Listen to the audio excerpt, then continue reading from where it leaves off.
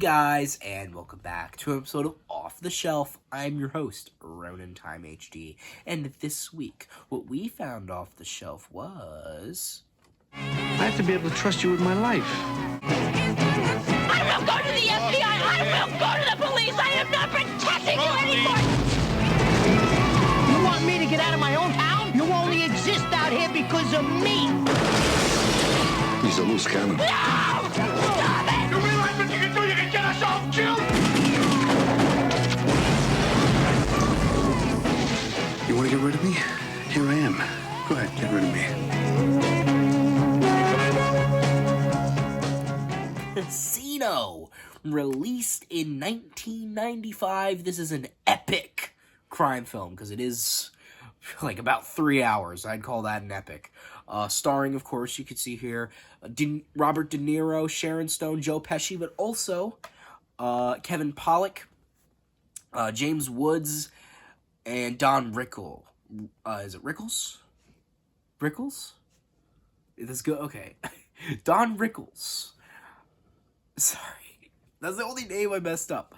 Either way, this film is the third film in Scorsese's like crime mob trilogy, which consists of Mean Streets, Goodfellas, and this Casino. So this film was, as I said, of course, directed and screenplay was done by Martin Scorsese, but the screenplay was also done by Nicholas Pileggi. I'm very sorry, I probably did not pronounce that correctly at all. But he also wrote the book that this movie is an adaptation of. If you didn't know, Nicholas Pileggi, he also did the book that Goodfellas is based on, and he also did the screenplay for Goodfellas. So, obviously, both Goodfellas and Casino are very similar style-wise. While their stories are quite different, I think, like, the way the story is told is very similar, with narration and a lot of, like, musical sequences over, like, characters doing things, right? Like, a lot of this film is kind of like a long music video. There's a lot of music in this movie, and a lot of the music's just, like, Scorsese's like, you know what, I really like this song, and that would really fit with this scene, so I'm gonna put it in this scene. Right, and that's not a problem. It's just, like, I love how, like, so much, like, 60s and 70s music is on the soundtrack, and, but as I said, it's very similar to Goodfellas. Now, is this movie better than Goodfellas? I don't really know, honestly. I'd have to think on it. I really like Goodfellas, but I also really like this movie, too. I think, like, the thing is, I think it's just more on what you prefer, because I think Goodfellas is a very accessible mob movie. Now, while it is still long, I think it's like, it's a lot more, like, I guess, exciting, right? Not to say this movie isn't, but I think this movie has a lot more, like, it's a lot more character-focused, and it's a lot more focused on, like, the struggles and the relationships between our three leads. And obviously, I think that's very engaging, but obviously Goodfellas is more about, like, the operations itself. And obviously this film is also about the operations, but the main theme is the relationships between the three main characters.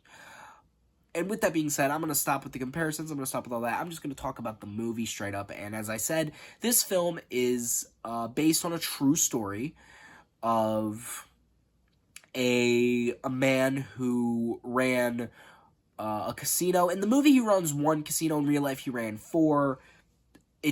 But it's basically the same thing. He runs a casino, and he is an associate of a mob that ran in the Midwest.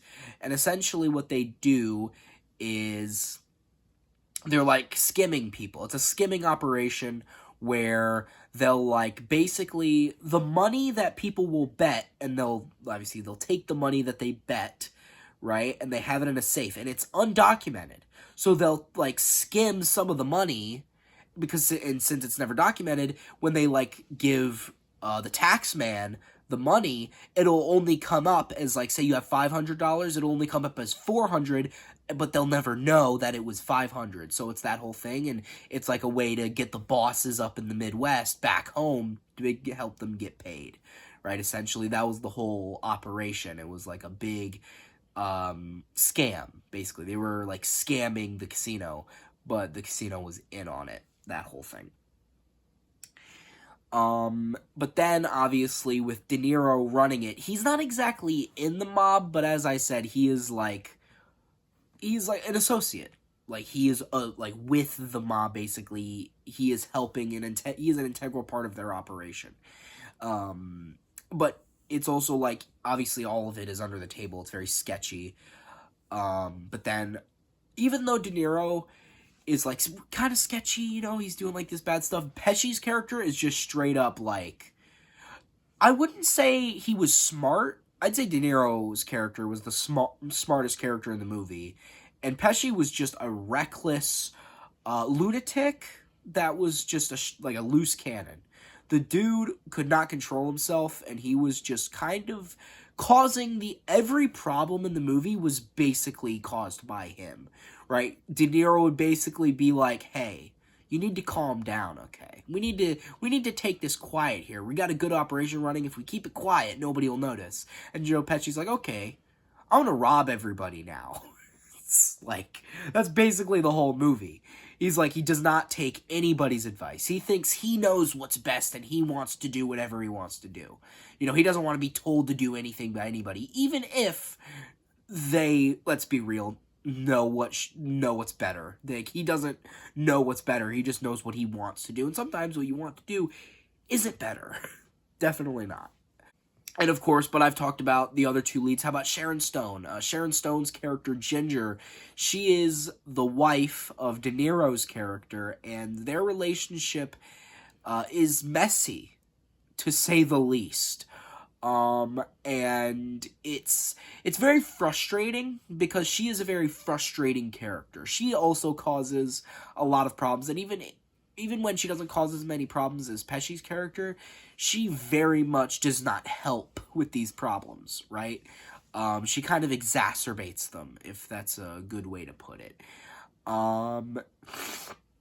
She's kind of a bit of a gold digger, I guess, if maybe that's a good way to describe it. She very much was appreciative of gifts and money, and she wanted all this expensive jewelry, and she wanted and she was also like a drug addict and an abuser of substances. So of course she wanted all the money from De Niro so that she could fuel her addictions, right? Like most addicts, right? And she's also very frustrating because she's like obsessed with this really creepy, like weird pimp played by James Woods, who is just, like, I hated him. Like, he was probably one of the characters I hated the most in the movie, because he was such a prick.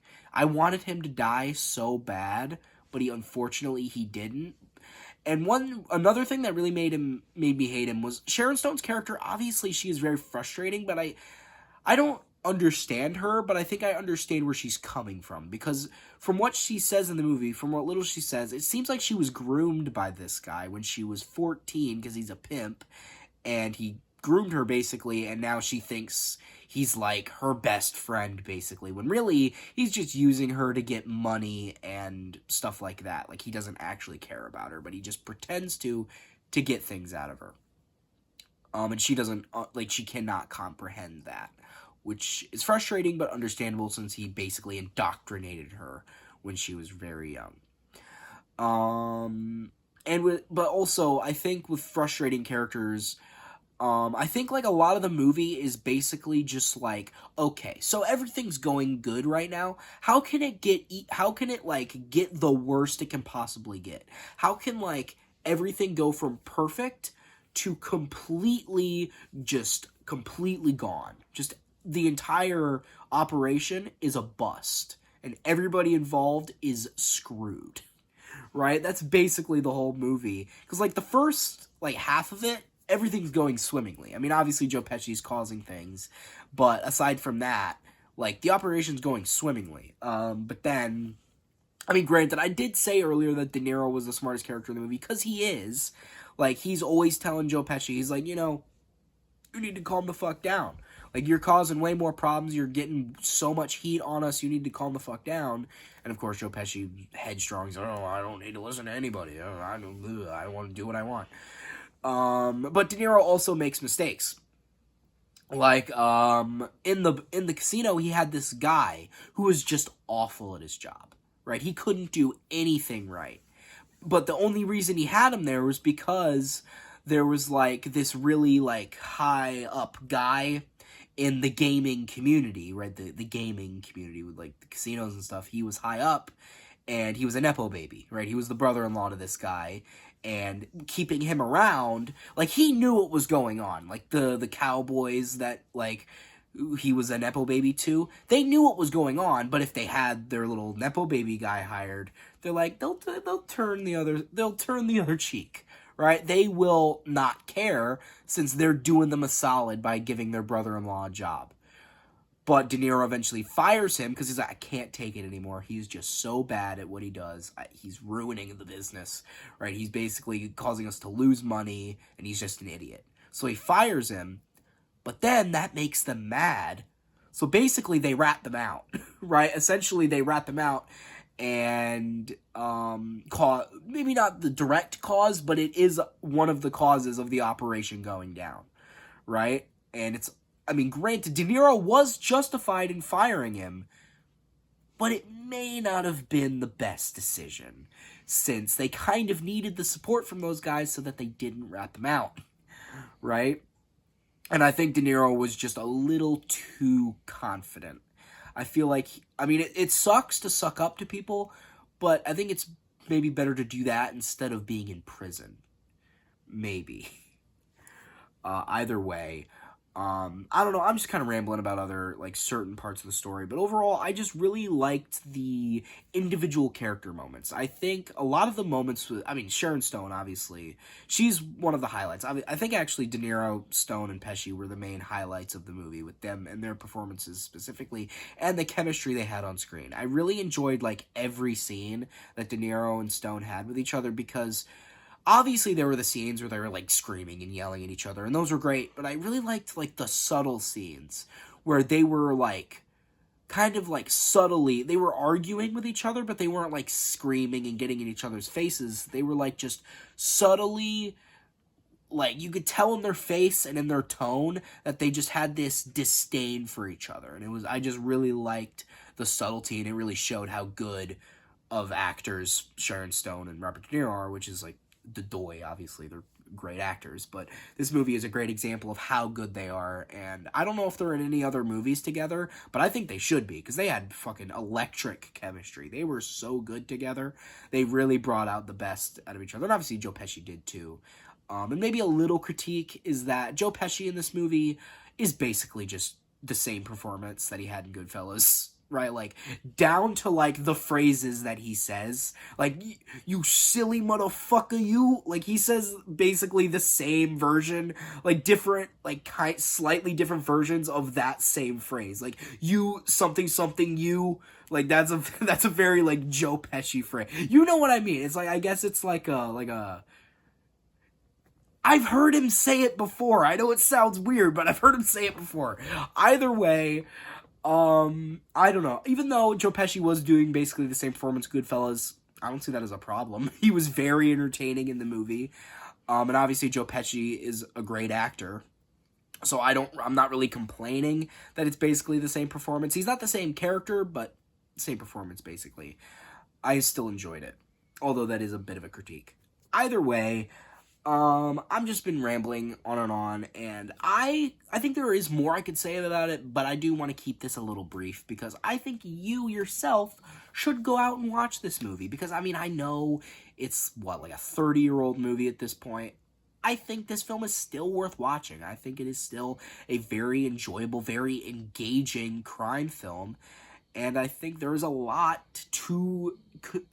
there to analyze or just to enjoy as a film. And with that being said, I think I would rate this film a 8.5 out of 10. And, yeah, I think that's all I need to say. Thank you so much, peace. So, guys, I hope you like this video. Share it with your friends. Subscribe. Turn those notifications on. Comment down below on how much you liked it. And I've been Time HG. Off to the Vegas Strip. So I was watching this movie, right? And the whole time I was watching it, I was like, I had heard like when I was watching clips of Joe Pesci's scenes in Goodfellas, and you like the Joe Pesci scene in Goodfellas, like the last one, with Joe Pesci, and I was watching it, and people are like, oh, he gets it way worse in Casino, and I'm like, thanks, I guess. It's like, just have to spoil another movie that's not Goodfellas. Thank you. So I didn't know how or when he died, but I knew he was gonna die at some point. But I was watching it, and it's just like, there was narration for Joe Pesci too, and I'm like, well, how are they going to explain the narration? But in the scene where he dies, like, it's him doing the narration, but when they hit him in the leg with the bat, him during the narration, he goes, ah, during the narration. So mid-narration, they interrupted it, and then they kill him, which I think that's pretty clever.